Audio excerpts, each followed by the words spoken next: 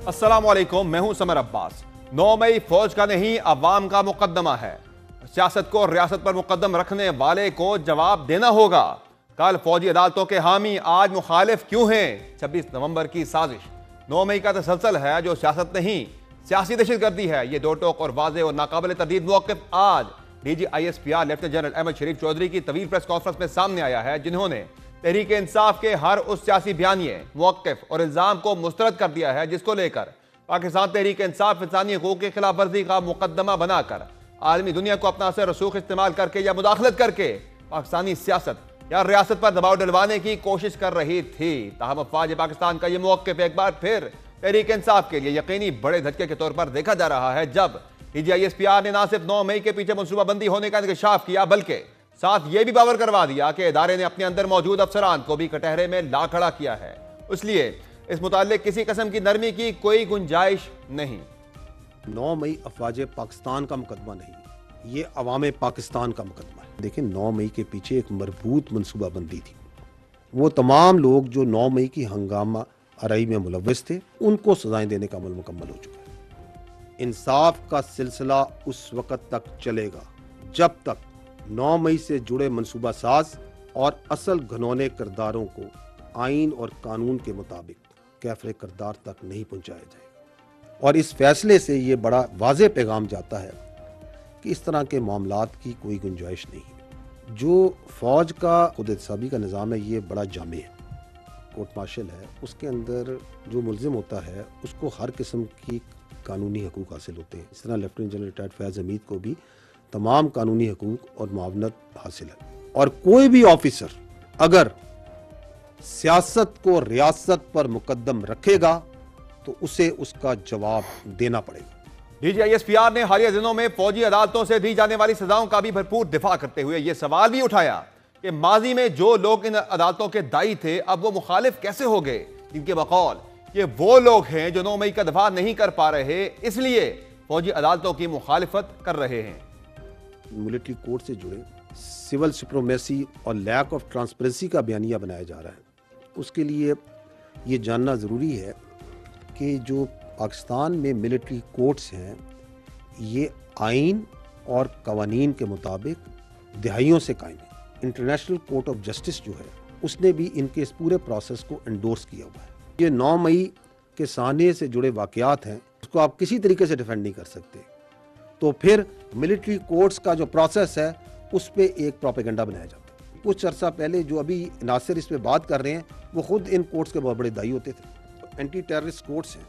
हम ये चाहेंगे कि इसके अंदर भी जो 9 मई से जुड़े वाक़यात में जो लोग हैं, मुलव्वस हैं, जिनके मुकदमात हैं, उनको अपने अंजाम तक पहुँचना चाहिए। DGISPR ने 26 नवंबर से मुतालिक लगने वाले इल्जामात को भी यकसर मुस्तरद करते हुए कहा है कि यह रोज भी 9 मई की साजिश का तसलसल था, क्योंकि एक सियासी जमात सियासत से ज्यादा सियासी दहशतगर्दी पर यकीन रखती है। ये जो मखसूस सियासी जमात की तरफ से की गई ये जो नवंबर साजिश है, इसके पीछे जो सोच है वो सियासी दहशतगर्दी की है। जो सिक्योरिटी नाफिज करने वाले इदारे जो वहाँ पे तैनात थे, उनको आतिशी असला दिया ही नहीं गया था। अगर आप आतिशी असला लेकर धावा बोलते हैं, पुलिस और रेंजर्स पर हमले करते हैं, तो ये सियासी एहतजाज नहीं, ये सियासी दहशतगर्दी है। इसका जो सबसे बड़ा इनेबलर है वो फेक न्यूज़ और झूठा प्रोपेगेंडा करने की सलाहियत है। और अभी 26 नवंबर को हज़ारों उनके जो एहतजाजी हैं वो शहीद हो गए। ये बयानिया बनाओ और बेचो, because they have that confidence कि हम किसी किस्म का झूठ बेच सकते हैं। तमाम सियासी जारहियत और मुदाहमत के माहौल में भी मुज़ाकरात के आगाज को पाक फौज ने खुशाइन इक़दाम करार दिया था। ताहम इस मुतालिक भी एक बार फिर तहरीक इंसाफ के अरमानों पर ओस डालते हुए ये वाज़े कर दिया कि फौज किसी से कोई मुज़ाकरात नहीं करेगी। फौज पाकिस्तान का हर हुकूमत के साथ एक सरकारी और पेशावराना ताल्लुक होता है। सियासी पार्टीज के दरमियान मुज़ाकरात हैं और उस पर कोई जवाब देना, ये सियासी पार्टियों का इस्तेकाम है। ये खुशाइंद बात है कि सियासतदान मिल बैठकर बातचीत के ज़रिए अपने इख्तलाफात और मसाइल को हल करें, ना कि इंतशारी और पुरतशद्दुद सियासत करें। वाज़ेह रहे, इस ब्रीफिंग से एक दिन कबल पाकिस्तानी फौज ने 9 मई 2023 के पुरतशद्दुद वाक़यात में मुलव्वस मजीद 60 अफराद को फौजी अदालतों की जानिब से सजाएं भी सुनाई हैं, जबकि गुज़िश्ता हफ्ते भी 25 अफराद को सजाएं सुनाई गई थीं। इससे कबल रवां बरस मई में भी DGISPR ने तहरीक इंसाफ का नाम लिए बगैर कहा था कि इंतशारी टोले से कोई बात नहीं हो सकती। और अब जबकि हुकूमत और तहरीक इंसाफ के दरमियान बाज़ाब्ता मुज़ाकरात का आगाज हो चुका है, ऐसे में DGISPR की यह वजाहत इसलिए भी इंतहाई अहम है क्योंकि गुज़िश्ता रोज इमरान खान ने यह दावा किया था कि उनको डील की ऑफर हुई है। गो के इमरान खान ने यह नहीं बताया कि उनको किसने डील की ऑफर की, लेकिन उनके बकौल अडयाला से बनीगाला में नजरबंदी की पेशकश हुई है, जिसको उन्होंने मुस्तरद कर दिया है। इमरान खान के बकौल वो सिविल नाफरमानी से मुताल्लिक भी अपने मौके पर कायम हैं, जबकि उन्होंने मुज़ाकरात के इख्तिताम के लिए 31 जनवरी तक की डेडलाइन भी दे दी है। अहम बात यह है कि इन मुज़ाकरात को लेकर ही गुज़िश्ता रोज भी तहरीक इंसाफ की मुज़ाकराती टीम को बानी PTI इमरान खान से मुलाकात करवाई गई थी और अब हुकूमत से इन मुज़ाकरात की अगली नशिस्त 2 जनवरी को होगी, जहां रियासत की जानिब से बजाय तहरीक इंसाफ को लेकर किसी किस्म की लचक या सियासी स्पेस देने से मुतालिक कोई नर्म रवैया दिखाई नहीं देता है। वहां हुकूमत ने तहरीक इंसाफ से मुज़ाकरात का आगाज तो कर दिया है, लेकिन हुकूमत भी यह तासुर जरूर दे रही है कि वो भी PTI के किसी मुतालबे पर ना लचक दिखाएगी ना ही किसी दबाव में आएगी। हुकूमत की जानिब से बनाई गई मुज़ाकराती कमेटी के तर्जुमान सेनेटर इरफान सिद्दीकी के बकौल बानी PTI के बयानात नहीं, कमेटी के तहरीरी मुतालबात देखेंगे। PTI जानती है कि जेलों से निकलने का क्या कानूनी तरीका है। इस तमाम सूरत हाल पर मजीद बात करेंगे। प्रोग्राम में हमें ज्वाइन किया है पाकिस्तान तहरीक इंसाफ के मरकजी सेक्रेटरी जनरल सलमान अकरम राजा ने। बहुत शुक्रिया सलमान अकरम राजा साहब, आपने ज्वाइन किया प्रोग्राम में। ये बताइएगा कि आज तो DGISPR ने बड़ा वाजे कर दिया है कि 9 मई के जो मनसूबा साज हैं उनको भी जब तक सजा नहीं मिल जाती तब तक जो है इंसाफ मुकम्मल नहीं होगा। और साथ ही उन्होंने डिफेंड भी किया भरपूर तरीके से जो मिलिट्री कोर्ट में जो प्रोसीजर पूरा अडॉप्ट किया गया। उन्होंने कहा जी पूरा जो है उनकी मर्जी के वकला तक उन्हें रसाई दी गई, आगे अपील का उनके पास राइट है, ICJ से रेटिफाइड हैं ये अदालतें, हमारी तौसीक़शुदा हैं। वो कह रहे हैं एतराज़ किस बात पे है? देखिए ये तो एक बयानिया चल ही रहा है ना, ये बात तो पूरी दुनिया के सामने है। मिलिट्री कोर्ट्स की हकीकत क्या है, हमारा आइन क्या कहता है, सुप्रीम कोर्ट का 5 मेंबर बेंच क्या कह चुका है इस बारे में। ये काफ़ी नहीं होता कि आपने कहा जी वकील पेश हो जाए। मिलिट्री कोर्ट्स में जो होता है वो हम जानते हैं, वहाँ पे ना रिकॉर्ड दिया जाता है। और इन एनी केस हमारा आइन बड़ा वाज़ेह है कि जज सिर्फ वही शख्स हो सकता है जो इंतज़ामिया का हिस्सा ना हो। जो अफसरान वहाँ सुनते हैं मुकदमात को वो इंतज़ामिया का हिस्सा हैं, वो मिनिस्ट्री ऑफ डिफेंस या डिफेंस डिवीज़न के अफसरान हैं। तो ये एक बुनियादी सुकुम है और पूरी दुनिया में ये बात बिल्कुल अब तस्लीम शुदा है कि मिलिट्री कोर्ट में सिविलियन का ट्रायल बुनियादी इंसानी हुकूक की नफ़ी है। इसको जितनी मर्जी दफ़ा मुल्क के अंदर दोहरा लें, पूरी दुनिया इसको तस्लीम नहीं करती ना करेगी। तो हम ये मुकदमा तो लड़ते रहेंगे, मुल्क के अंदर जो अदालतें हैं वहाँ भी लड़ेंगे और बैनुल अक़वामी सतह पे तो बात हो ही रही है। यूरोपियन यूनियन ने इस हवाले से बात की है। हमारा जो GSP+ है उसकी एक शक है, उसमें हमें बुनियादी हुकूक जो हैं उनको यकीनी बनाना होता है और उन हुकूक में शामिल है आज़ाद अदलिया। लेकिन ये बात तो चलती रहेगी। देखिए ये अब एक सर इसमें राय ये भी है कि पाकिस्तान तहरीक इंसाफ का अपना जो दौरे हुकूमत था उसमें भी कोई 29 के करीब अफराद को सजाएं दी गई। एक शख्स तो ऐसा था लाहौर का, हसन अस्करी उसका नाम था, कि जिससे सिर्फ आर्मी चीफ की एक्सटेंशन के ऊपर तनकीद करने पर उसे सजा दे दी गई थी। मिलिट्री कोर्ट से तहरीक इंसाफ की हुकूमत थी। हुआ ये सब कुछ आपके दौरे हुकूमत में? ये गलत हुआ। देखिए उसूल तो नहीं बदल जाता ना। हुआ ये है कि 2015 के बाद 4 साल के लिए आइन में तरमीम करके फ़ौजी अदालतें सिविलियंस के लिए कायम करने का जवाज़ पैदा किया गया। आइन में ये डाल दिया गया कि सिविलियंस को फ़ौजी अदालतों के सामने पेश किया जा सकता है। ये तरमीम 2015 में हुई, 2017 में इसको 2 साल की वसअत दी गई, 2019 में ये बात ख़त्म हो गई थी। अगर इसके अलावा कोई फ़ौजी अदालतों में पेश किया गया है सिविलियंस को तो वो गलत था।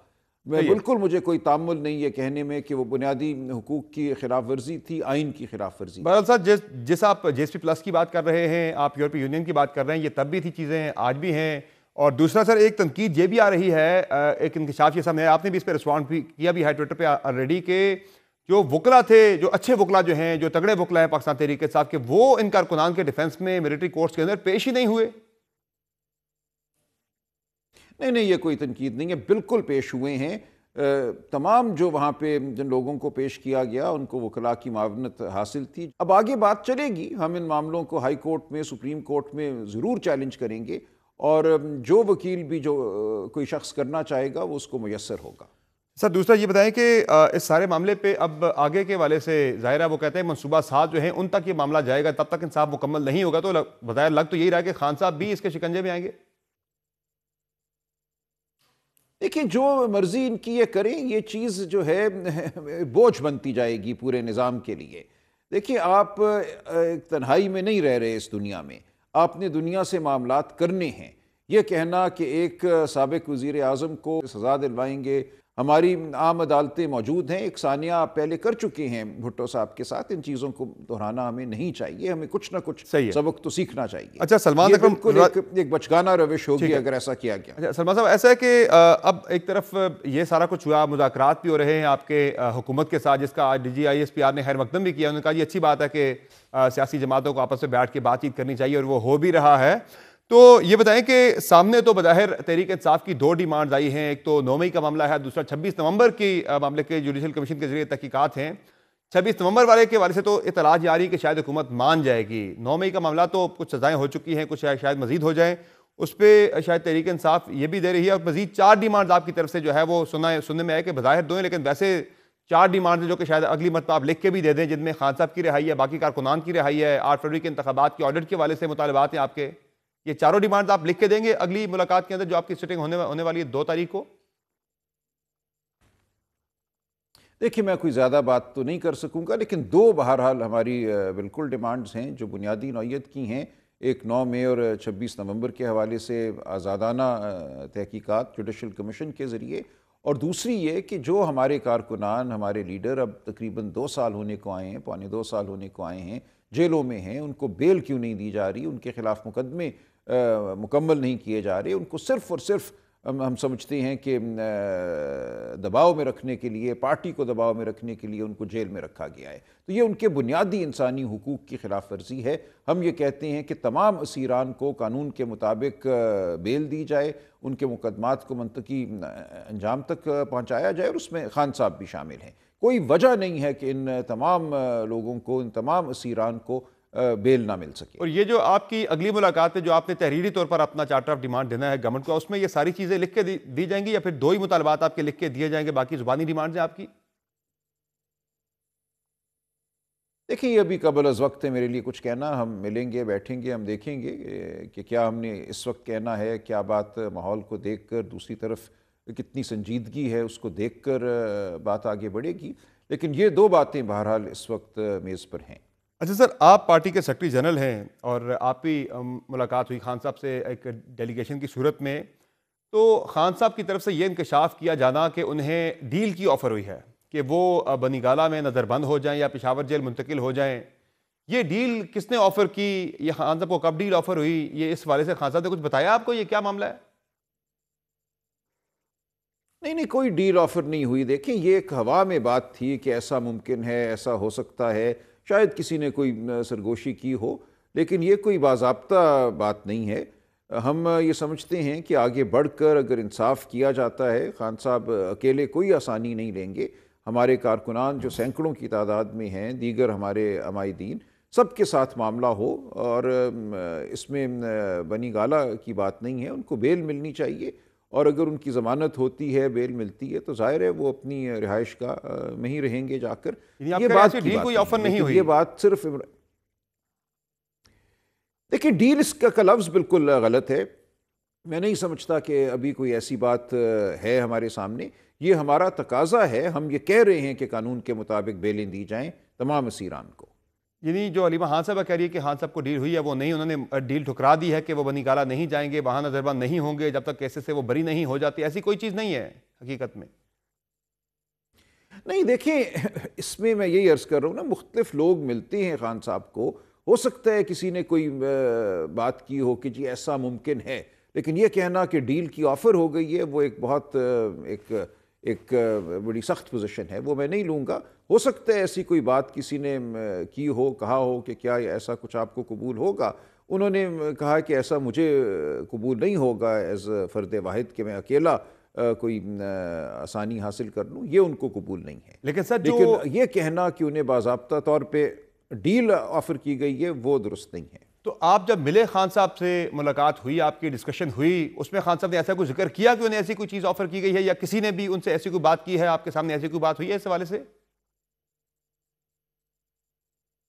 देखिए, बात ये हुई कि अगर ये मुमकिन हो, अगर ऐसी कोई बात आए तो उस पर हमारा रद्द अमल क्या होना चाहिए। अच्छा अच्छा। खान साहब ने कहा कि अगर ऐसी कोई बात आती है तो हमारा रद्द अमल ये होगा कि इमरान खान अकेले अपने लिए कोई आसानी कबूल नहीं करेगा, तमाम कारकुनान नसीरान जो हैं उन सब के साथ कानून के मुताबिक मामला होना चाहिए। यानी ये बनीगाला और पेशावर वाली जो बात थी, ये सब ऑप्शंस थे जो आपकी पार्टी ने, जो मुज़ाकराती टीम ने खान साहब के सामने रखे कि इस तरह के ऑप्शंस वहां से आ सकते हैं, तो उस पर आपका रद्द अमल क्या होना चाहिए। यानी आपने प्रीएम्प्ट किया कि ऐसा अगर होता है तो उस पर क्या होना चाहिए। ऐसी नहीं कि कोई सर्टन बात नहीं थी, जो मैं समझा अभी तक आपकी गुफ्तगू से। जी ऐसा ही है, और ये हमने नहीं रखे, ये बातें अखबारों में आगे पीछे चल रही थी ना, खान साहब को कुछ अखबारात तक दस्तरस है, तो ये बातें चल रही हैं, कॉलमों में चल रही हैं, आगे पीछे हैं, तो हवा में तो एक बात है ना। तो उस हवाले से हमने अपना मौक़िफ़ बिल्कुल वाज़े तौर पे बयान कर दिया है कि इमरान खान साहब अपने लिए कोई आसाइश या आसानी कबूल नहीं करेंगे जब तक तमाम असीरान के साथ कानून के मुताबिक मामला नहीं होता और उनको ज़मानतें नहीं मिलती। आपको लग क्या रहा है, ज़ाहिर आप तो पहली मुलाकात में मौजूद नहीं थे, जो गवर्नमेंट की टोन है जो आपको नजर आ रही है उसमें कि वो खान साहब की रिहाई की तरफ जा सकते हैं, फ्लेक्सिबिलिटी इतनी आने वाले दिनों में दिखाई जा सकती है, आपकी होप क्या है इस हवाले से? जी मैं समझता हूँ मुल्क के लिए ज़रूरी है। देखिए, इस मुल्क ने अगर ज़ख्म भर कर आगे बढ़ना है, हम सब ने अपना रोल अदा करना है। PTI बिलाशुबा मुल्क की सबसे बड़ी सियासी जमात है, हर सूबे में मौजूद है। हम पाकिस्तान की, मैं कहूँगा, एक वसती जमात हैं, ना हम मजहबी जुनूनियत पर मबनी कोई सियासत करते हैं, ना लिसानी मुनाफरत पर सियासत करते हैं।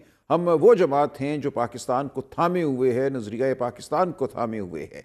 लिहाजा हमारा एक मरकज़ी किरदार है पाकिस्तान की फ़लाह में, पाकिस्तान की सियासत में। तो इसके लिए ज़रूरी है कि हमारे इस किरदार को, हमारे इस रोल को माना जाए और हमें मौका दिया जाए कि हम पाकिस्तान की फ़लाह के लिए काम कर सकें। अवाम की जो राय है उसको मुकद्दम जाना जाए। अगर ये रविश आती है तो यकीनन इमरान खान साहब को रिहा करना होगा। उनके ख़िलाफ़ तमाम मुकदमात सियासी नौइयत के हैं, लग़्व हैं, और हमें इससे अब आगे बढ़कर PTI के वजूद को तस्लीम करना होगा, जो कि एक हकीकत है, एक मुसल्लम हकीकत। लेकिन सर, उसके लिए हुकूमत भी आपसे कुछ तकाजा कर रही है। जो मेरी मालूमात है, मेरी जो इतलात है वो यही है कि हुकूमत भी आपसे एक्सपेक्ट कर रही है कि आप भी फिर जो है फॉर्मली या इनफॉर्मली हुकूमत की तरफ से, यानी आपका जो एतराज़ है गवर्नमेंट के ऊपर कि ये लेजिटिमेट गवर्नमेंट नहीं है, 8 फरवरी के इंतखाबात के ऊपर आप जो एतराज़ उठाते हैं, फिर आपको भी गवर्नमेंट को तस्लीम करना पड़ेगा। 8 फरवरी के मैंडेट को नून लीग का जैसा भी आप उसे तस्लीम करेंगे, ये वहां से डिमांड जो है आपको ये आने वाली है, जो मेरी इतलात है, जो मेरी इंफॉर्मेशन है। फिर आप भी ये मानने को तैयार हो जाएंगे मुल्क को आगे बढ़ने के लिए? देखते हैं ना कहाँ जाती है बात, देखते हैं ना बात कहाँ जाती है। तमाम मुज़ाकरात तो आप और मैं नहीं कर लेंगे ना। जी। बात जब होती है तो बातों में से बात निकलती है, हम देखेंगे बात कहाँ जाती है। और हमारा एक उसूली मौक़िफ़ है, हम अपने उसूली मौक़िफ़ से तो नहीं हटेंगे, लेकिन कोई गुंजाइश किस तरह पैदा की जाती है वो देखा जाएगा। लेकिन हम बिल्कुल अवाम के वोट के साथ खड़े हैं, अवाम ने जो मैंडेट दिया है उसके साथ खड़े हैं, उस मैंडेट को जो सल्ब किया गया, जो चुराया गया, उसके खिलाफ खड़े हैं। ये हमारा मौक़िफ़ बिल्कुल वाज़ेह है। कुछ चीज़ों पे आपकी हार्ड लाइन होती है, तैयार हुए हैं। कुछ चीज़ों पे आपकी बड़ी सख्त, आपका दो टोक मौक़िफ़ होता है कि इस मामले पे तो हम पीछे नहीं हटेंगे। जिस तरह से गवर्नमेंट करिए भाई 9 मई के मामलात पे तो हम पीछे नहीं हटेंगे, बाकी मामलात पे बात हो सकती है तहरीक इंसाफ के साथ, यानी 9 मई के जो मुजरमान है या मुल्ज़मान है उन्हें हम रिहा नहीं करेंगे, बाकी चीज़ों पर बात हो सकती है। इस तरह से वो 8 फरवरी की आपसे बात करें कि 8 फरवरी का आप उनका मैंडेट तस्लीम कर लें, फिर बात आगे हो सकती है। तो आपकी हार्ड लाइन इस पे क्या है कि आप उनके इस पे बात हो सकती है, फ्लेक्सिबल है इस पे, या इस पे किसी किस्म की बात नहीं होगी? देखिए, इस तरह नहीं होगा जिस तरह आप इसको फ्रेम कर रही हैं ना। गुफ्तगू जब होती है तो वो एक बड़े फ्रेमवर्क में होती है, हम उसके मुंतज़र हैं। ये इस तरह सवाल एक बड़े फ्रेमवर्क से निकाल कर जब आप करेंगे तो उसका जवाब दुरुस्त नहीं होगा। हम अपने उसूली मौक़िफ़ से नहीं हटेंगे। उसमें टाइम फ्रेम की बात हो सकती है, उसमें आगे बढ़ने की मुख्तलिफ़ पैराए जो हैं, मुख्तलिफ़ राहें ढूंढी जा सकती हैं कि उसूली मौक़िफ़ से कोई फ़रीक ना हटे, लेकिन उसके बावजूद कोई आगे बढ़ने का तरीका ढूंढ लिया जाए। ये तमाम बातें होंगी इंशाअल्लाह। और सर, ये जो आपने 31 जनवरी तक की खान साहब ने डेडलाइन दे रखी है, ये हतमी है या इसमें भी फिर जब बातचीत होती है, आगे बढ़ती है, कोई आपको मस्बत इशारे मिलते हैं तो फिर मजीद आगे एक्सटेंड हो सकती है, या ये पक्की है कि इससे आगे नहीं जाया जाएगा? देखिए, इस वक्त तो यही है, मैं इसके अलावा कुछ नहीं कह सकता। देखेंगे बात कहाँ पहुँचती है 31 जनवरी तक। अगर बात किसी जगह पहुँचती नज़र आती है और एक आध दिन का वक्त चाहिए तो ज़ाहिर है हम एक आध दिन तो आगे बढ़ सकते हैं, लेकिन कुछ भी कहना मेरे लिए मुनासिब नहीं होगा। ज़ाहिर है हर गुफ्तगू का अपना एक रिदम होता है, अपना एक मोमेंटम होता है। गुफ्तगू अगर मस्बत हुई, किसी जानिब बढ़ती नज़र आई तो हम देखेंगे कैसे हमने क्या रद्द अमल देना है। और सर, हुकूमत को टाइम दिए जाने के वाले से जो बात चल रही है कि उन्हें टाइम दिया जाए फिलहाल, ऐसी भी कोई चीज़ है कि उस पर आप फ्लेक्सिबल होंगे अगर टाइम देना पड़ जाए हुकूमत को, अगर कि मजीद 3-4 साल आप कर लें गवर्न, कोई मुज़ामत नहीं होगी? देखिए, ये ऐसी कोई गुफ्तगू हुई नहीं, ये तो मफरूज़े हैं ना, ये तमाम मफरूज़े हैं। सही है। 3-4 साल तो मेरा नहीं ख्याल हमें कबूल होगा, लेकिन बहरहाल ये अभी तो मफरूज़े हैं, ऐसी कोई बात हुई नहीं अभी तक। बहुत शुक्रिया सलमान अकरम राजा साहब, आपने ज्वाइन किया प्रोग्राम में। नाज़रीन, आपने गुफ्तगू में की पाकिस्तान तहरीक इंसाफ के सेक्रेटरी जनरल सलमान अकरम राजा की, जिनका कहना है कि अभी तक खान साहब को किसी किस्म की कोई भी डील ऑफर नहीं हुई और हुकूमत की मैंडेट को तस्लीम किए जाने के हवाले से जब प्रपोजल सामने आएंगे, तजावीज़ सामने आएंगी मुज़ाकराती कमेटी के अंदर, तो उस पर मज़ीद बात हो सकती है। कोई हतमी राय तहरीक इंसाफ इस हवाले से फ़िलहाल नहीं दे सकती। ये बहुत इंपॉर्टेंट बात है जो वो इस पर फ्लेक्सिबिलिटी की बात कर रहे हैं कि इस पर फ्लेक्सिबल होने की तरफ भी जाया जा सकता है। ऑप्शंस बहुत सारे मौजूद हैं। बहरहाल इसी पे प्राइम में एक मुख्तर ब्रेक लेते हैं, ब्रेक से वापस आएंगे, बात करेंगे हुकूमती मौक़िफ़ लेंगे 9 मई के हवाले से भी और मुज़ाकरात के हवाले से भी बात होगी। ब्रेक के बाद हमारे साथ रहेगा।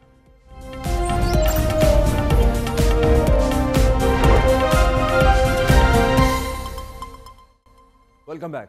पाकिस्तान तहरीक इंसाफ और हुकूमत के दरमियान मुज़ाकरात का अगला दौर तो 2 तारीख को होगा, लेकिन खान साहब की तरफ से एक बड़ा इंकशाफ कल सामने आया है कि उन्हें डील ऑफर की गई है हुकूमत की तरफ से। ये डील किसने ऑफर की और क्या वाक़तन इसमें हकीकत है कि डील ऑफर की गई है? सलमान अकरम राजा साहब ने तो ब्रेक से पहले लाइलमी का इजहार किया, लेकिन बात करते हैं हुकूमत इस पर क्या क्या कहती है। बात करेंगे, हमारे साथ मौजूद हैं बैरिस्टर अकील मलिक साहब, मुस्लिम लीग नून के रहनुमा हैं और तर्जुमान हैं वजारत कानून और इंसाफ के। बहुत शुक्रिया अकील मलिक साहब, आपने ज्वाइन किया प्रोग्राम में। ये बताएगा कि खान साहब ये कह रहे हैं कि उन्हें डील ऑफर की गई है कि वो बनीगाला में नज़रबंद कर दिया जाए, तहरीक इंसाफ को स्पेस दी जाएगी।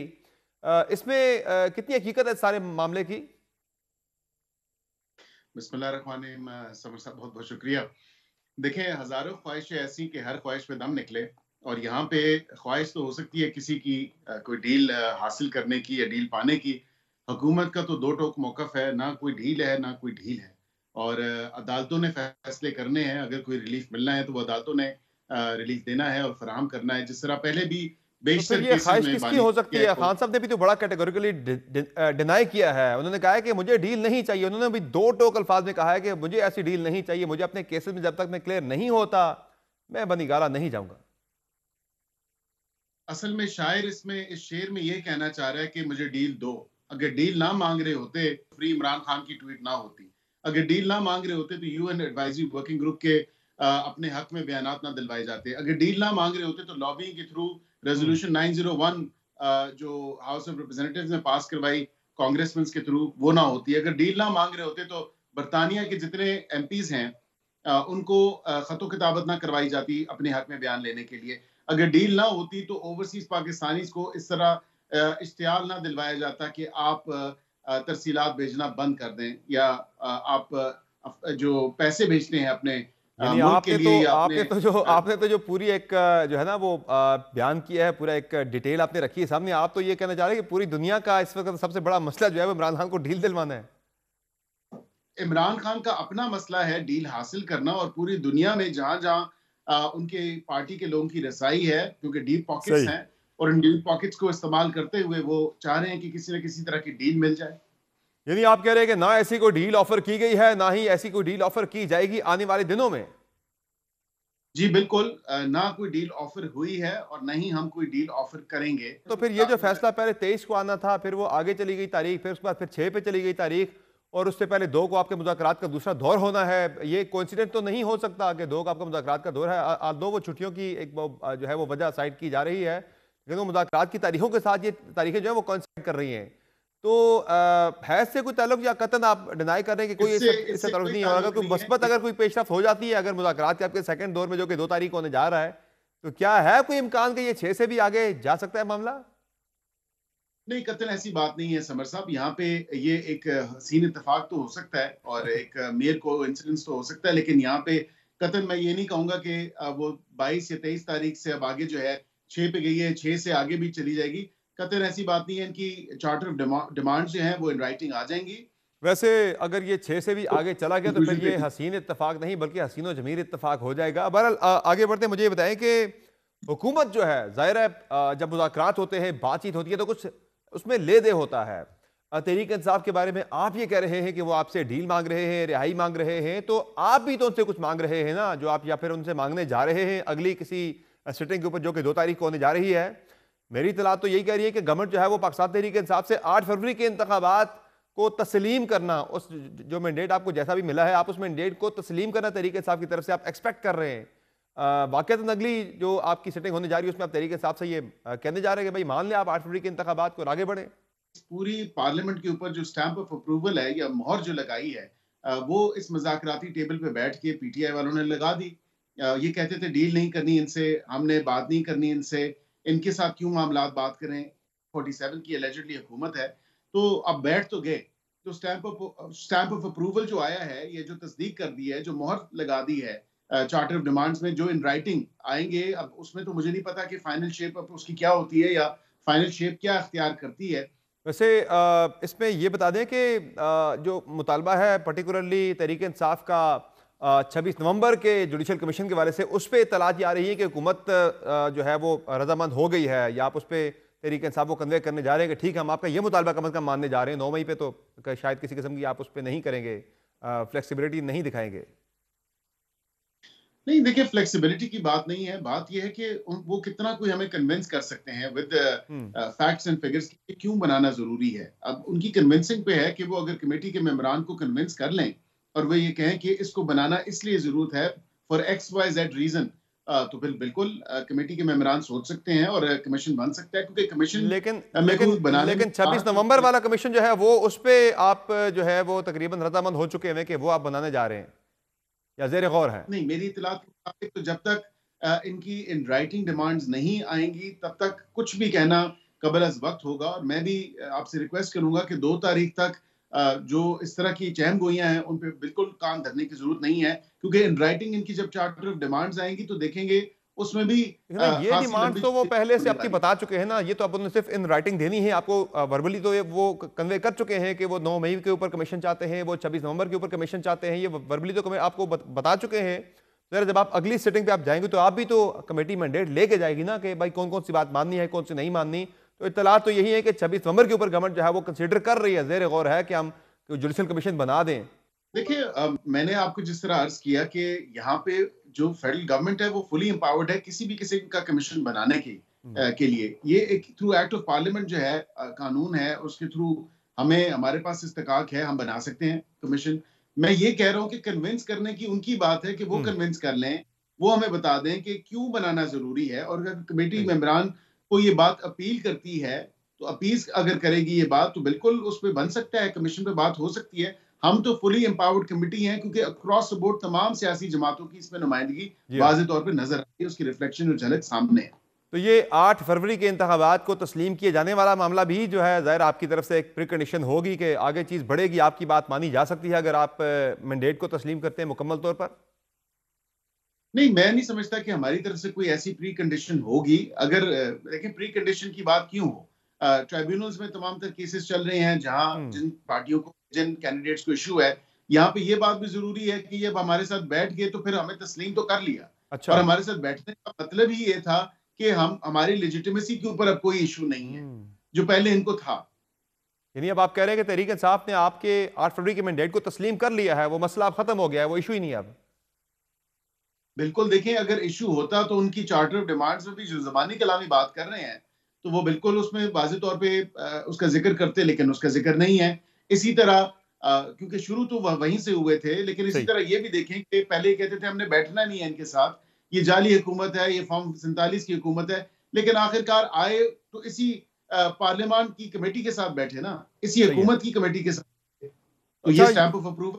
अच्छा, ये बताएं कि ये जो मामला है 9 मई के मास्टरमाइंड वाला या उसके सहूलतकार का वटेवर जो भी बात इस पे होती है, मास्टरमाइंड कौन है, इसकी साजिश किसने की, तो इस पे पहले प्रेस रिलीज के अंदर भी जिक्र आया था, डीजी ISPR की प्रेस कॉन्फ्रेंस के अंदर भी उसका जिक्र आया है। तो कब तक ये चीज़ें सामने आ जाएंगी कि 9 मई का मास्टरमाइंड कौन था, उसकी साजिश किसने सारी बुनी थी, ये तफसीलात कब तक सामने आ जाएंगी, शवाहिद वगैरह? देखिए, इससे पहले एक और प्रेस रिलीज आई थी और आपने देखा उसमें भी जिक्र था कि including but not limited to May 9th और ये इवेंट्स थी। मैं बिल्कुल वन ऑफ द मास्टरमाइंड्स तो मैं समझता हूँ कि बिल्कुल बानी पीटीआई हो सकते हैं, लेकिन आई एम श्योर कि उसके साथ कोई ना कोई जो है जरूर एक ऐसी इनसाइडर लोग होंगे या जो इंफॉर्मेशन उन तक पहुंची, जो कोऑर्डिनेट्स उन तक पहुंचे, जो उनको मालूमात फराहम की गई। क्योंकि ऐसा तो नहीं हो सकता कि ओवरनाइट जो है हम रात को फैसला कर लें कि जी सुबह हमने 200 से ज्यादा मकामात पे जाना है और किस तरह लोगों को लेके आना है और किस तरह राइल अप करना है और कहाँ कहाँ जो 9 मई की जो इंसिडेंट्स हुए, जो अफसोसनाक वाक़े हुए, वो कैसे होने और किधर होने और क्या मामलात होने। तो ये केयरफुली एक प्रिसीजन के साथ इसको क्यूरेट किया गया, इसको प्लान किया गया और फिर इसको एग्जीक्यूट किया गया। तो फिर ये कब तक आ जाएंगे शवाहिद सामने? देखिए, अब मैं उस पूरे प्रोसेस में तो नहीं आपको कमेंट कर सकता कि ये कब तक हो जाएगा, कब तक नहीं होगा, लेकिन एक प्रोसेस है, वो उस प्रोसेस को चलने दें और ये जैसे ऐसी चीजें इन्वेस्टिगेशन में अनर्थ हो रही हैं तो आपके सामने होगा सारा मामला। अच्छा, दूसरा ये बताएं कि खान साहब ने 31 जनवरी तक की डेडलाइन दे रखी है कि 31 के बाद फिर ये सिविल नाफरमानी सब कुछ फिर शुरू हो जाएगा। तब तक मुज़ाकरात का मामला जो है ये सारा वाइंड अप हो जाएगा, चीजें जो है वो किसी सिमत निकल पड़ेंगी? देखिए, मैं नहीं समझता कि मुज़ाकरात के ऊपर किसी किस्म की वक्त की कदगन लगाई जाए या उसको किसी टाइम फ्रेम में या किसी टाइम लाइन के साथ एसोसिएट किया जाए। उसकी वजह यह है कि जब जहां भी मुज़ाकरात के ऊपर वक्त की पाबंदी लगा दें, एंड दैट टू मतलब आप ये देखें ना कि क्या ये रीजनेबली प्रूडेंट माइंड को बात अपील करती है कि एक महीने के अंदर जब एक हफ्ते का गैप आ गया एक सिटिंग के बाद और वो कहते हैं कि एक महीने के अंदर अंदर ये तमाम फैसले हो जाएं, तो ये एक बड़ा रश इनका फिर फैसला भी ऐसे ही निकलना है मुज़ाकरात का और डिसीजन भी ऐसा ही होगा। ये एक प्रोसेस है, टाइम कंज्यूमिंग प्रोसेस है, इसको चलने दें। खुदारा अब अगर बैठ ही गए हैं तो इसको they must actually see this through rather than एक हेस्टी मैनर में जो है कहें कि जी मुज़ाकरात हो रहे हैं, मुज़ाकरात नहीं हो रहे और फिर मुज़ाकरात में इनको जल्द से जल्द फैसला भी चाहिए, तो नहीं होता। अच्छा, फाइनली ये बताइएगा कि बिलावल भुट्टो ज़रदारी साहब ने आज कड़ी खुदाबख्श में खिताब करते हुए ये कहा है कि इमरान खान बहाना है, हमारा मिसाइल या एटमी प्रोग्राम असल निशाना है। तो आपके पास भी ऐसे कोई है तफसीलात, जस्ट ये अंदाज़ा है कि ये इमरान खान बहाना है और निशाना हमारा जो है वो एटमी असासे या हमारा मिसाइल प्रोग्राम है?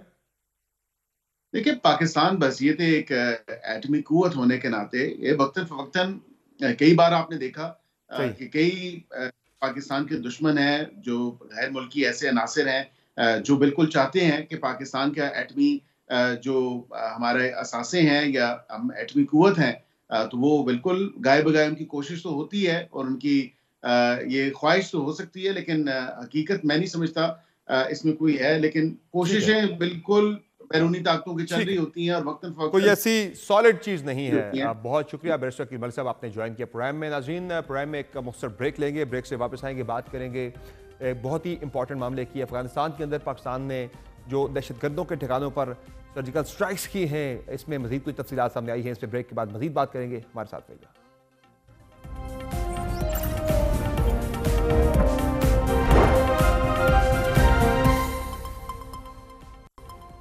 Welcome back. पाकिस्तान में अफगानिस्तान से आने वाले दहशतगर्दों की कार्रवाइयों में पाक फौज के अफसरान और जवानों की शहादत ने रियासत के सब्र का पैमाना लबरेज कर दिया है। तभी जहां पाकिस्तान की जानिब से अमली इकदाम के तौर पर अफगानिस्तान में मौजूद कलदम टीटीपी के ठिकानों को टारगेट किया गया है, वहां आज हुकूमत और रियासत ने भी अपने मुतफ़िक़ा और मुश्तरका मौक़िफ़ में अफगानिस्तान को एक बार फिर खबरदार किया है कि वो दहशतगर्दों को पड़ोसियों पर फोकियत मत दे। जबकि पाकिस्तान से ताल्लुकात की ख्वाहिश के साथ ही टीटीपी को छूट की दो अमली को भी तर्क करे।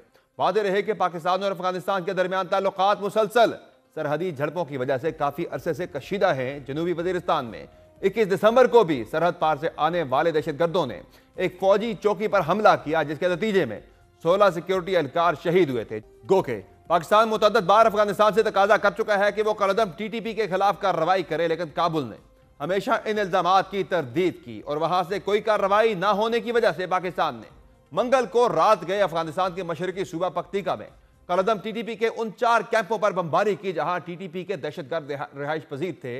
रिपोर्ट्स के मुताबिक पाकिस्तानी लड़ाका तैयारों ने अफगानी जिला बरनाल के इलाके मरगा और लामान में टीटीपी के उन कैंपों को निशाना बनाया जो शेर जमान उर्फ मुखलिस जार, कमांडर अबू हमजा, कमांडर अख्तर मोहम्मद और कलदम टीटीपी के मीडिया विंग के सरबरा उमर के जेर इस्तेमाल था। इन हमलों के बाद अफगान तालिबान की हुकूमत ने अपना एहतजाज रिकॉर्ड कराते हुए पाकिस्तान को पैगाम दिया था कि अफगानिस्तान की इलाकाई खुद मुख्तारी हुक्मरान अमारात इस्लामिया के लिए सुर्ख लकीर है। ताहम आज उसका जवाब पाकिस्तान ने भी दो टोक और वाजे दिया है। वजीर आजम शहबाज शरीफ के बकौल अफगानिस्तान अच्छे ताल्लुकात चाहता है तो कलदम टीटीपी का नातका बंद करना होगा। अफगानिस्तान हमारा हमसाया मुल्क है। दिली हमारी ये ख्वाहिश है कि ताल्लुकात बेहतर हों। बदकिस्मती है कि ये तहरीक तालिबान पाकिस्तान वहाँ से आज भी ऑपरेट कर रहे हैं। ये हमारे लिए काबिल कबूल नहीं, ये पॉलिसी ये नहीं चल सकती। अगर एक तरफ हमें ये पैगाम मिले कि हम ताल्लुकात बढ़ाना चाहते हैं और दूसरी तरफ टीटीपी को खुली छुट्टी हो, तो ये दो उंगली नहीं हो सकती, ये बात मुमकिन नहीं है। वजीर आजम की तरह आज पाक फौज ने भी अपने मौक़िफ़ में अफगानिस्तान को यह मशवरा दिया है कि वो दहशतगर्दों को पाकिस्तान पर फौकियत ना दे। अगर फितना अल ख्वारिज और दहशतगर्द जिनके हाथ पाकिस्तानियों के मासूम पाकिस्तानी शहरियों के खून से आलूदा हैं, अगर उन खून आलूद हाथों को सरहद पार से तकवीयत और मदद मिलती है तो then status quo is no more acceptable. Army chief इस बारे में वाज़ेह तौर पर कह चुके हैं कि एक पाकिस्तानी की जान और हिफाजत अफगानिस्तान पर मुकद्दम है। हम ये चाहते हैं कि वो ख्वारजियों को और दहशतगर्दों को पाकिस्तान पर फौकियत ना दे। इसके अलावा पाक फौज के तर्जुमान ने पाकिस्तान में बढ़ती दहशतगर्दी और खवारिज की कार्रवाई पर नाम लिए बगैर बानी पीटीआई इमरान खान और उनकी साबका केपी हुकूमत को भी निशाना बनाया, जिनके बकौल जिन दहशतगर्दों की कमर टूट चुकी थी उनको बातचीत से आबाद किया गया और अब इस नाम नेहाद बातचीत का खमियाजा शोहदा के खून से भुगता जा रहा है। 2021 में जब फितना अल ख्वारिज की कमर टूट गई थी तो उस वक्त किसके फैसले पर बातचीत के जरिए इनको रीसेटल किया गया और आबाद किया गया? किसने इनको ताकत और दुआम बख्शा कि अगर कोई फरीक अपनी गुमराह सोच और अपनी मर्जी मुसल्लत करने पर तुला हो तो उससे क्या बात करे? अगर इस तरह के हर मसले का हल बातचीत में होता तो फिर दुनिया की तारीख में कोई जंग जदल नहीं होता। ये जो सो कॉल्ड पॉलिसी थी बातचीत की और रीसेटलमेंट की, उसका खमियाजा आप और हम सब भुगत रहे। और खैबर पख्तूनख्वा में गुड गवर्नेंस पे तवज्जो दें। Why not address those issues जिनकी वजह से वहां पे एहसास महरूमी और टेररिज्म के लिए फैसिलिटेशन हो रही है। मुल्क से दहशतगर्दी के इस नासूर को खत्म करने के लिए पाक फौज का एक्शन भी भरपूर तरीके से जारी है। DGISPR की बकौल रवां साल दहशतगर्दों के खिलाफ 59,775 मुख्तलिफ ऑपरेशन किए गए, जिसमें 925 खारजी दहशतगर्दों को हलाक किया गया। लेफ्टिनेंट जनरल अहमद शरीफ के मुताबिक गुज़िश्ता 5 साल में हलाक दहशतगर्दों की यह सबसे बड़ी तादाद है। DGISPR का मजीद कहना था कि ऑपरेशन के दौरान 73 इंतहाई मतलूब दहशतगर्दों की हलाकत हुई, जबकि 27 अफगान दहशतगर्द भी सिक्योरिटी फोर्सेज के साथ मुकाबले में मारे गए। इस तमाम सूरत हाल पर मजीद बात करेंगे। प्रोग्राम में हमें ज्वाइन किया है दिफाई अमूर के माहिर ब्रिगेडियर टाइड हारिस नवाज ने। बहुत शुक्रिया ब्रिगेडियर टाइड हारिस नवाज साहब, आपने ज्वाइन किया प्रोग्राम में। ये बताएगा कि जो स्ट्राइक पाकिस्तान ने की है अफगानिस्तान के अंदर जाके कलदम TTP के ठिकानों के ऊपर बड़ा भारी नुकसान पहुंचाया गया खवारिज को। इस स्ट्राइक के अंदर अफगानिस्तान के अंदर से बड़ा शोर आ रहा है इस मामले के ऊपर, लेकिन आज DGISPR ने बड़ा वाजे किया कि पाकिस्तान अपनी जो है सलामती और सिक्योरिटी के मामला पे किसी किस्म का कोई समझौता नहीं करेगा और एक पाकिस्तानी शहरी की जो है जान वो अफगानिस्तान के साथ ताल्लुकात पे ज़्यादा मुकद्दम है। आर्मी चीफ का बयान भी कोट किया आज DGISPR ने। तो ये स्ट्राइक कितनी सिग्निफिकेंट थी और आने वाले दिनों में क्या इस तरह की मजीद स्ट्राइक्स भी इसका मतलब है आप देखने को मिलेगी? देखें, DGISPR ने बड़ा क्लियर मैसेज बताया है चीफ आर्मी स्टाफ का जनाब से मुनीर का कि prime responsibility of Pakistan forces is safety, security end of people of Pakistan and sovereignty of Pakistan, territorial boundaries of Pakistan. इस पे कोई कॉम्प्रोमाइज़ नहीं होगा और यही हमने बात बड़ी क्लियर इसमें रखी और ये बारहा आपके सामने प्रोग्राम में बात कर रहे थे कि मैं तो बहुत पहले कह रहा था कि हमें अफगानिस्तान को दो टोक कहना चाहिए कि देखें हम आपसे एक बात एक्सपेक्ट करते हैं, सिर्फ one thing, and that is कि आपने जो दोहा एग्रीमेंट में कमिटमेंट की थी कि हम अपनी सरजमीन किसी टेररिस्ट ऑर्गेनाइजेशन को किसी मुल्क के खिलाफ बिलखुसूस पाकिस्तान के खिलाफ इस्तेमाल होने नहीं देंगे। क्या आप अपनी पासदारी कर रहे हैं? ऑन द कॉन्ट्री हम आपके लिए क्या कुछ करते हैं? लॉजिस्टिक सपोर्ट हम फुल देते हैं, जो चीज़ की कमी होती है हम पूरी करते हैं, यूरिया देते हैं, गंदम देते हैं, शुगर देते हैं, अफगान ट्रांसलेट देते हैं। इसके बाद हम आपको हर किस्म की मदद करते हैं, सफारतकारी हमने आपकी की है, जब अमेरिकन गए हमने आपकी मदद की, हम आपसे एक रिटर्न करते, क्या यू कांट डू इट? और फिर उन्होंने ये बात खास तौर पे डीएसपी ने कही कि हमें और ईरान, ये अफगान तालिबान इंटरिम गवर्नमेंट को समझिए कि दो बायलैटरल मुल्क जो है ना, इनकी सॉवरन नेशन, इनको आपस में ताल्लुकात रखते हैं, बजाय आप टेररिस्ट ऑर्गेनाइजेशन खारिज के साथ ताल्लुकात रखते हैं। या ये आपको रियलाइज करनी, we are there for you all the time. इसलिए ये बात की गई, और मैं फील करता हूँ कि अभी भी हमें इनको दोबारा कहना चाहिए। और इस पे खास तौर पे ये इंटेलिजेंस बेस्ड ऑपरेशन था, अटमोस्ट केयर की गई है कि कोई सिविलियन कैजुअल्टी या ना हो, कोलेटरल डैमेज ना हो। हमने इनकी 60 के करीब टेररिस्ट मार भी दिए हैं। और अगर इसमें 1, 2, 3 बच्चे या औरतें हुई, then those should have been kept away from training camps. It was your responsibility, don't use them as human shields. और ये आइंदा भी उनको कहना चाहिए कि जी अगर आप हमें फील करते हैं सेफ्टी सिक्योरिटी पाकिस्तान की सबसे अहम है, हम इसके लिए किसी हद तक जा सकते हैं, हम एक सर्जिकल स्ट्राइक कर सकते हैं, लेकिन बहुत ख्याल करते हुए कि पश्तून हैं, हमारे भाई हैं, हमारे रिलीजन कल्चरल रिलेशनशिप है, सही। इसलिए हमको नाराजगी करते, लेकिन they should understand our difficulties. तो आने वाले दिनों में क्या आप कोई इसका रिएक्शन ज़ाहिर है वहाँ से आएगा, कलदम टीटीपी की तरफ से भी जो खबारें जो उनकी तरफ से, और अफगान तालिबान भी इसमें ज़ाहिर है मज़ीद उन्हें फैसिलिटेट कर सकते हैं कि आप जाएँ जाके कार्रवाई करें पाकिस्तान के अंदर। तो खदशात जो हैं पाकिस्तान के अंदर तो काफ़ी ज़्यादा आने वाले दिनों में बढ़ गए होंगे। जो रिस्क फैक्टर है कि किसी किस्म की कार्रवाई वो प्लान कर सकते हैं ज़्यादा इंटेंसिटी के साथ। में सादक जो हमारे इन्वेस्टर हैं, जो वन वो he was there, I am sure कि he must have briefed them कि दिस इज अ, ये हमारी तहफुजात है, ये हमारी प्रॉब्लम है। इंडिया देखें कैसे पाकिस्तान में कहाँ कहाँ आके इस सर्जिकल स्ट्राइक के चक्कर में मार खा के जाता है, अपने जहाज गिराता है, गुलबशन पायलट को अरेस्ट करवाता है, फिर मिन्नतें करता है, वापस करते हैं। तो हमने तो बहुत ही, हम इतने, हमारे आपके सामने 300 के करीब हमारे फौजी शहीद, ऑफिसर शहीद हुए हैं, 900 टेररिस्ट मारे। इमेजिन करें, this is very unfair, unacceptable. इसलिए पानी सर से गुजरा है तो हमें करना पड़ेगा। इसलिए अमेरिकन कहाँ जा रहे हैं, इजराइल कहाँ जा रहा है, वी से ये हमारे भाई हैं, हम उनका ख्याल, लेकिन then they it's reciprocal. You have to take 2 step forward and we have to take 2 step forward. आप कहीं स्टेप ना लें, फिर हमें मजबूरन ये करना पड़ेगा। हम अपने फौजियों को, अपने पश्तून भाइयों को, अपने बलोची भाइयों को अननेसेसरी शहीद नहीं करवा सकते। तो सर ये जो रिएक्शन की मैं बात कर रहा था कि किसी किस्म का मुमकिन रिएक्शन तो नहीं आएगा इससे? सबर मेरे ख्याल में कोई ऐसा रिएक्शन नहीं होगा। पाकिस्तान को काफी स्पेसिफाई किया होगा, बताएगा और रीजंस क्या है। एंड वी रादर एक्सपेक्ट कि आप अफगान तालिबान को चाहिए कि इनको वहां से निकालें, या इनका ट्रेनिंग कैंप बंद करें, इनकी इन्फिल्ट्रेशन बंद करें, इनको पाकिस्तान में धकेलें, and we are capable of sorting them out. सही। अच्छा सर, इसके अलावा जो पॉलिसी है पूरी ये दहशतगर्दों के खिलाफ जो हमने एक जंग पहले भी लड़ी है और अब भी ज़ाहिर है हम एक जंग का हिस्सा इस वक्त हैं, जो कि इस वक्त पाकिस्तान के अंदर दहशतगर्दी की कार्रवाइयाँ हैं उनको रोकने के लिए एक ऑपरेशन भी हमारा चल रहा है, ऑपरेशन अज़्म इस्तेहकाम, जिसके तहत रोज़ाना बताया DGSPR ने कि आज भी 169 से ज़्यादा जो है वो इंटेलिजेंस बेस्ड ऑपरेशन मुल्क में हो रहे हैं। तो इस पॉलिसी को बड़ा क्रिटिसाइज़ किया जाता है। बिल्कुल खान साहब ने इसे बड़ा क्रिटिसाइज़ किया कि जी हमें बातचीत करनी चाहिए अफगानों के साथ, हमें जो है इस तरह की कार्रवाई वहाँ पे नहीं करनी चाहिए थी, जिसपे ये वाज़ेह किया गया कि ये उन्हीं के दौरे हुकूमत में ये पॉलिसी जो अपनाई गई थी, उस पॉलिसी को भी आज उस पर बड़ा पॉलिसी स्टेटमेंट भी आ गया इदारे का कि ये खान साहब की पॉलिसी थी बेसिकली, उस वक्त मुज़ाकरात करके तालिबान को वहाँ से पाकिस्तान में लाने वाली जो थी। तो इस पॉलिसी के हवाले से आप क्या कहेंगे?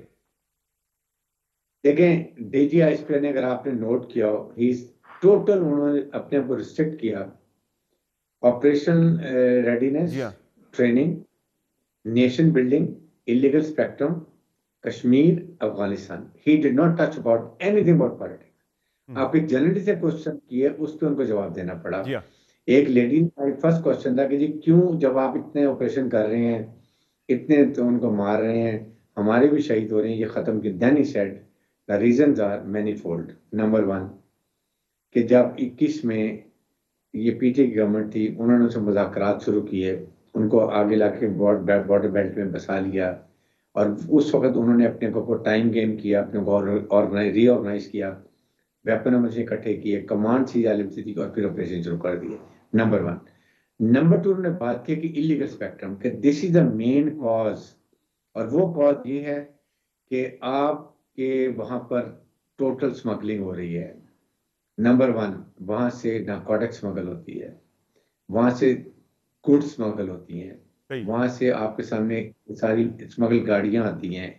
ये सारी चीज़ों का जो पैसा है, ये अशराफिया जो है उनके पास आता है, वहाँ से ये रूट कॉज है फाइनेंशियल टेररिज्म के लिए। That was everything. बहुत शुक्रिया ब्रिगेडियर हारिस नवाज साहब, आपने प्रोग्राम में ज्वाइन किया। नाज़रीन, प्रोग्राम में आगे बढ़ते हैं और बात करते हैं शहीद मोहतरमा बेनज़ीर भुट्टो की। पहाड़ जैसा हौसला, कमाल की बसीरत और कायदाना सलाहियतों की मालिक साबिक वज़ीर आज़म बेनज़ीर भुट्टो का आज 17वां यौम शहादत मनाया जा रहा है। बेनज़ीर भुट्टो को खराज अकीदत पेश करने के लिए पीपल्स पार्टी ने मुल्क भर में तकरीबात मुनक्कद की। मरकजी तकरीब गड़ी खुदाबख्श में हुई, जहां chairman Peoples Party Bilawal Bhutto Zardari और सदर मुमलिकत आसिफ अली जरदारी ने अपने अपने खिताब में बेनज़ीर भुट्टो को खराज तहसीन पेश किया। सदर मुमलिकत आसिफ अली जरदारी ने अपने खिताब में शहीद बीबी को खराज अकीदत पेश करते हुए अपने पैगाम में कहा, शहीद बेनज़ीर भुट्टो उम्मीद, इस्तकामत, जमहूरियत और इंसाफ के असूलों से गैर मुतज़लज़ल वाबस्तगी का पैकर और हम सब के लिए मशअल राह थी। हम आज 17 बरस बीत जाने के बावजूद भी बेनज़ीर भुट्टो के पुरस्रार कत्ल का मुअम्मा हल तलब है। इस दौरान पीपल्स पार्टी कमोबेश 3 बार इक़्तिदार में रही, मगर आज तक बेनज़ीर भुट्टो के कत्ल के बारे में पूरा सच अवाम तक नहीं पहुंच सका। पाकिस्तान के इस अहम कत्ल केस की अक़वाम मुत्तहिदा, स्कॉटलैंड यार्ड, FIA और पंजाब पुलिस ने 4 इंक्वायरियां की, मगर कातिल का सुराग लगाने में चारों नाकाम रहे। बेनज़ीर भुट्टो के कत्ल का इल्जाम अलकायदा के सरबराह उसामा बिन लादेन, साबिक फौजी सदर जनरल रिटायर्ड परवेज मुशर्रफ, तहरीक तालिबान के बानी सरबराह बैतुल्लाह महसूद, पुलिस के 2 अफसरान सऊद अजीज और खुर्रम शहजाद समेत कमोबेश 15 अफराद पर लगा। रावलपिंडी की इंसदाद दहशतगर्दी अदालत ने 2 पुलिस अफसरों को चाय वक़ुआ धोने और बेनज़ीर भुट्टो को तहफ़्फ़ुज़ देने में नाकामी पर 17 साल कैद की सजाएं सुनाई। उनके अलावा ज़ेर हिरासत 5 मुल्ज़िमान को कमोबेश 300 समातों के बाद 31 अगस्त 2017 को बरी कर दिया गया। 10 बरस तक यह मुकदमा इंसदाद दहशतगर्दी की खुसूसी अदालत रावलपिंडी में रेंगता रहा और अब Lahore high court Rawalpindi bench में 7 साल से इंतहाई सुस्त रफ्तारी से आगे बढ़ रहा है। इस साल 2024 में हाई कोर्ट में इस केस की 1 बार सुनवाई हुई और वकला की अदम हाजिरी के बाद समात दोबारा गैर मुअय्यना मुद्दत तक के लिए मुलतवी हो गई। ये हाई कोर्ट में सबसे पुरानी कत्ल अपील रह गई है। 2 मरतबा पाकिस्तान की वज़ीर आज़म बनने वाली मोहतरमा बेनज़ीर भुट्टो ने महज 35 बरस की उम्र में पाकिस्तान और आलम इस्लाम की पहली मुस्लिम खातून वज़ीर आज़म का एजाज़ हासिल किया।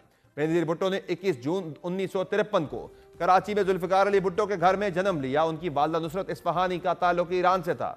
बेनज़ीर भुट्टो ने इब्तदाई तालीम कराची और रावलपिंडी और उसके बाद रेडक्लिफ कॉलेज ऑक्सफोर्ड यूनिवर्सिटी से आला तालीम हासिल की। मोहतरमा बेनज़ीर भुट्टो तालीम मुकम्मल करके 1986 में पाकिस्तान पहुंची तो उनके वालिद जुल्फ़िकार अली भुट्टो की हुकूमत का तख्ता उल्टा जा चुका था और मुल्की बागडोर एक आमिर जनरल ज़ियाउल हक ने संभाल ली थी। मोहतरमा बेनज़ीर भुट्टो की जिंदगी फूलों की सेज ना थी। उन्होंने अपनी जिंदगी में बड़े दुख सहे। मोहतरमा ने अपने वालिद जुल्फ़िकार अली भुट्टो की शहादत, छोटे भाई शाहनवाज भुट्टो की पुरअसरार मौत, एक भाई मुर्तज़ा भुट्टो के सरेआम कत्लेआम जैसे दुख झेले। ऐसी कठिन सूरत हाल में बेनज़ीर भुट्टो को अपनी वालिदा के साथ पार्टी की क़यादत संभालना पड़ी। बेनज़ीर भुट्टो 1988 और 1993 में वज़ारत उज़्मा के मनसब पर फायज हुई। दौरान सियासत वो नज़रबंद और जिला वतन भी रहीं। उन्होंने पाकिस्तानी सियासत में मुफाहमत की फ़िज़ा कायम करने की गर्ज से मिसाक जमहूरियत का बीड़ा भी उठाया। तवील जलावतनी के बाद जब वो 18 अक्टूबर 2007 को वतन वापस पहुंची तो उन पर पहला हमला हुआ, जिसमें 200 से ज़ायद जानसार साथी भी शहीद हो गए। 27 दिसंबर 2007 को रावलपिंडी के लियाकत बाग में शहादत से कबल अपने तारीखी खिताब में बेनज़ीर भुट्टो ने कहा था कि हमने अपनी जिंदगियां, अपनी आज़ादी, अपनी जवानी, अपना जहनी सुकून सब जमहूरियत के लिए कुर्बान कर दिया। पाकिस्तान की तरक्की और इज्जत जमहूरियत में है। मैं पाकिस्तान के लिए जान भी दे सकती हूँ। और इस खिताब के कुछ लम्हों बाद ही फायरिंग और खुदकुश हमले में उनकी जान चली गई। आज के प्रोग्राम में इतना इजाज़त दीजिए। अल्लाह हाफ़िज़।